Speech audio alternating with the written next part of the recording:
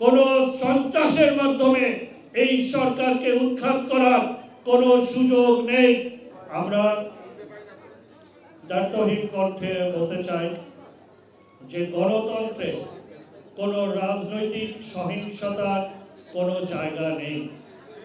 আমরা লক্ষ্য করেছি গত কয়েকদিন বিএনপি, জামাত, শিবির তারা যে ধ্বংসলীলা চালিয়েছে, নৈরাজ্য চালিয়েছে, তারা সন্ত্রাস সহিংসতার মাধ্যমে গণতান্ত্রিক সরকার, নির্বাচিত সরকারের মাননীয় প্রধানমন্ত্রী জননেত্রী শেখ হাসিনার সরকারকে উৎখাত করা যেই ষড়যন্ত্র এবং অপচেষ্টায় লিপ্ত হয়েছে এবং যার ফলশ্রুতিতে সাধারণ মানুষের প্রাণহানি ঘটেছে, রাষ্ট্রীয় সম্পদ ধ্বংস করা হয়েছে।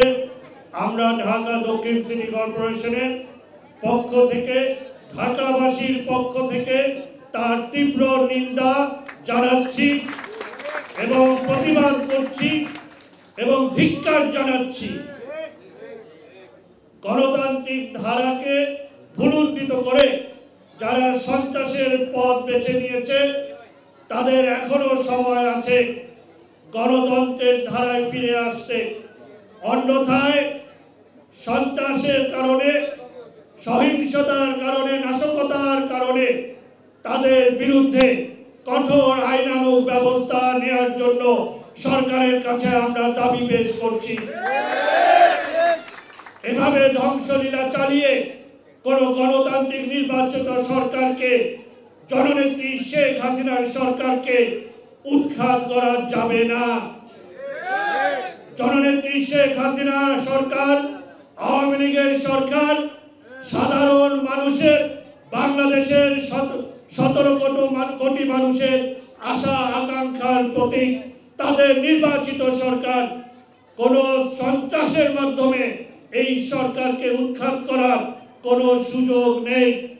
সুতরাং যারা ধ্বংসলীলা চালিয়েছে, কোমলমতি শিক্ষার্থীদের ন্যায্য দাবি যখন জননেত্রী শেখ হাসিনা মেনে নিয়েছেন, সেই সময় সেটার আড়ালে, অন্তরালে থেকে এই কুচক্রী মহল, মুক্তিযুদ্ধের চেতনা বিরোধী, স্বাধীনতা বিরোধী, জঙ্গিবাদ, এই সন্ত্রাসী বাহিনী তারা এই রাষ্ট্রীয় সম্পদ এবং সাধারণ মানুষকে জিম্মি করে সাধারণ মানুষের উপরে তাদের এই ধ্বংসলীলা চালিয়েছে। আমরা তীব্রভাবে তার নিন্দা জানাচ্ছি এবং বলছি যে এর প্রতিরোধ বাংলার মানুষ সেদিন করেছে, সাধারণ মানুষ করেছে।